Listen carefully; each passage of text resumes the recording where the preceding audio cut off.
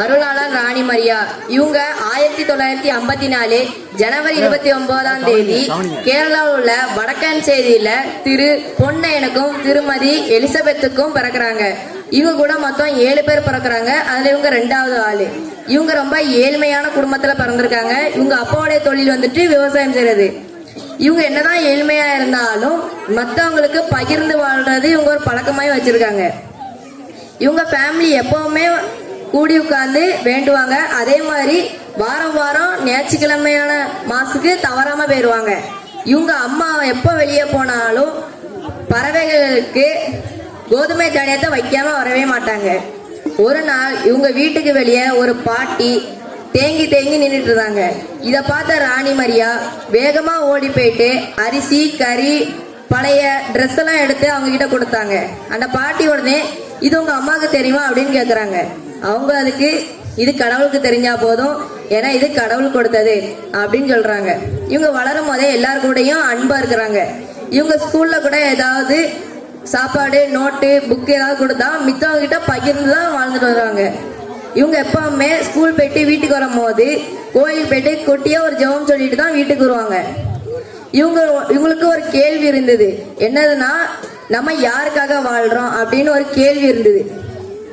ஒரு நாள் சாயந்தர டைமு ராணி மரியா அவங்களுடைய அம்மா கிட்டேயும் அப்பா கிட்டேயும் நான் துறவரம் போகட்டா அப்படின்னு கேட்காங்க. இதை கேட்ட அவங்க அம்மா அழுகுறாங்க. அவங்க அப்பா அவங்களுக்கு கொஸ்டின் கேட்காங்க. என்னதுன்னா, இது உன்னோடைய ஆசையா இல்ல கடவுளோட அழைப்பா அப்படின்னு கேட்காங்க. ராணி மரியா அதுக்கு எதுவுமே சொல்லல. அதுக்கப்புறம் அவங்க அப்பா போயிட்டு வா மகளே, இத கடவுளோட அழைப்பு தான் அப்படின்னு சொல்லி அவங்களை அனுப்பிக்காங்க. அவங்க ஒரு சபையில சேர்றாங்க. அது என்ன சபைனா பிரான்சிஸ் கிளாரிசன் அப்படின்ற ஒரு சபையில சேர்றாங்க. இந்த சபை 1888 ஆரம்பிக்கிறாங்க. இந்த சபையை ஆரம்பிச்சது மேரி தெரசா சிரமேல் அப்படின்ற ஒருத்தவங்க இந்த சபையை ஆரம்பிக்கிறாங்க. இந்த சபையான நோக்கம் என்னன்னா, பெண்கள், ஏழை, கல்வி, சமூக நீதி தான் இந்த சபையோட நோக்கம். இவங்க வந்துட்டு இந்த சபையில 1978 சேர்றாங்க. அதே மாதிரி 1974 முதல் வாக்குறுதியும் பெறாங்க. அது என்னது, அதுல வந்துட்டு அவங்க பேரை அருளாளர் ராணி மரியா அப்படின்னு அவங்க பேரையும் மாத்திக்கிறாங்க. இவங்களுக்கு சின்ன வயசுல இருந்தே ஒரு கனவு இருந்துச்சு. என்னதுன்னா, ஏழைகள் இருக்கிற இடத்துல தான் நானும் இருக்கணும், ஏழைகள் சுவாசிக்கிற காத்த தான் நானும் சுவாசிக்கணும் அப்படின்னு சொல்றாங்க. இந்த கனவு அவங்கள மத்திய பிரதேசத்துக்கு கூட்டிட்டு போது 1983 மத்திய பிரதேசத்தில் உள்ள இந்தூர் மாவட்டத்துக்கு இவங்க அனுபவிக்காங்க. அங்க போகும்போதே இவங்க ரொம்ப சந்தோஷமா அங்க போறாங்க. அந்த ஊர்ல அங்க ஊர்ல எல்லாருமே வறுமையிலையும் கடன்லையும் மதுலையும் இருந்தாங்க. அவங்க அந்த ஊர்ல போயிட்டு சமூக நீதி சொல்லி கொடுக்காங்க, காசு எப்படி சேர்த்து வைக்கன்னு சொல்றாங்க, பெண்களுக்காக நிறைய உதவிலாம் செய்யறாங்க. இதை பார்த்து அந்த ஊர்ல உள்ள கெட்டவங்க எல்லாம் நீங்க இப்படிலாம் செய்யக்கூடாது அப்படின்னு மிரட்டெல்லாம் கொடுக்காங்க. ஆனா இதெல்லாம் அவங்க கண்டுக்கவே இல்லை.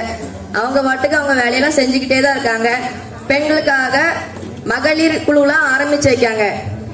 ஒரு நாள் அந்த ஊர்ல உள்ள எல்லாருக்குமே அவங்க வீட்டுல இருக்கிற டைம்ல அவங்க வீட்டுக்குள்ள ஒரு கல் எரிஞ்சு போடுறாங்க. அந்த கல்லுல வந்துட்டு ஒரு கடிதம் இருந்துச்சு. என்னதுன்னா, நீ இனிமே இந்த வேலையை செய்யக்கூடாது, செஞ்சினா உன் உயிர் வாங்கிட்டே இருக்காது அப்படின்னு ஒரு கொலை மிரட்டல் அவங்க அனுப்பி வைக்காங்க. ராணி மரியா அதை பார்த்துட்டு ரொம்ப பயப்படுறாங்க. அதுக்கப்புறம் மறுநாள் காலையில அவங்க வெளியே போகலான்னு பார்க்கும்போது அவங்களுக்கு ரொம்ப பயமா இருக்குது, அவங்க கொண்டுருவாங்களோ அப்படின்னு. ஆனா கடவுள் என் கூட இருக்காரு அப்படின்னு சொல்லிட்டு அவங்க தைரியமா வெளியே போயிட்டு எல்லாருக்கும் உதவி செஞ்சிட்டு இருக்காங்க. ஒரு நாள் அவங்க பக்கத்து ஊருக்கு போறதுக்காக பேருந்துல ஏறும் போது அவங்க மனசு ஏதோ தப்பா இருக்கு அப்படின்னு படுது. உடனே பேருந்து ஏறக்கு முன்னாடி, எனக்கு என்ன ஆனாலும் நீங்க யாரையும் வெறுக்க கூடாது அப்படின்னு ஒண்ணு சொல்லிட்டு தான் அந்த பேருந்துல ஏறாங்க.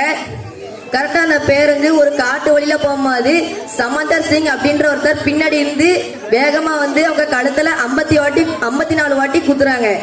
குத்துனதுக்கு அப்புறம் கடைசியா ராணி மாரி சொல்றாங்க, கடவுள் உங்களை நான் உன்னை மன்னித்து விட்டேன், கடவுள் உங்களை ஆசீர்வதிப்பாராக அப்படின்னு சொல்லி அவங்க இறந்து போயிடுறாங்க. இந்த இறந்து போன விஷயம் அந்த ஊர் மக்களுக்கெல்லாம் தெரிஞ்ச உடனே ரொம்ப அழுகுறாங்க. அதே மாதிரி ராணி மரியா சொன்ன மாதிரி யாரையுமே அவங்க வெறுக்கவே இல்லை. அவங்க அடக்கம் பண்ணும் போது பூக்களால நிறைஞ்சி அவங்கள அடக்கம் பண்றாங்க. இது கொஞ்ச நாள் கழிச்சு இந்த சமந்தர் சிங்கை ஜெயில அடைச்சப்போ அவங்க ராணி மரியாவோட தங்கச்சி அவங்கள போய் பார்த்து, எங்க அக்கா அவங்கள ஆசீர்வதிச்சிருக்காங்க, நீங்க நல்லா இருங்க அப்படின்னு சொல்லிட்டு வராங்க. இது அந்த சமந்தர் சிங்குக்கு ரொம்ப வருத்தமா இருந்துச்சு. அவங்க மனமும் மாறுறாங்க. இதனால முன்னாள் திருத்தந்தை பிரான்சிஸ் அவர்கள் இவங்களுக்கு அருளாளர் பட்டமும் கொடுக்குறாங்க. நன்றி.